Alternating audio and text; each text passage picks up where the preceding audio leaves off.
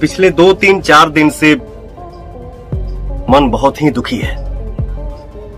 बिहार की घटना घटित हुई है, उसे मैं कड़ी से कड़ी शब्दों में निंदा करता हूं और बिहार सरकार से मांग करता हूं कि दोषियों को जल्द से जल्द पकड़ा जाए और उन्हें कड़ी से कड़ी सजा दी जाए, ताकि इस तरीके की घटना दूसरे परिवार के साथ ना हो पाए।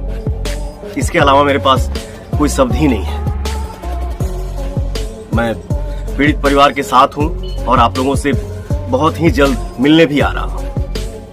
दोस्तों, बिहार के कटिहार में हुए नरसंहार के ऊपर लाइव आकर पावर स्टार पवन सिंह ने बोले और कहा कि जल्द से जल्द अपराधियों को फांसी की सज़ा मिलनी चाहिए। तो क्या पावर स्टार पवन सिंह के आने से अपराधी को मिल सकता है सज़ा? और पावर स्टार पवन सिंह ने बोला कि मैं बहुत जल्द उस परिवार से मिलने वाला हूँ। तो क्या पवन सिंह मिल सकते हैं उन परिवार से? क्या है आप लोग का राय? कमेंट करके ज़रूर बताएं। मिलते हैं अगले वीडियो में।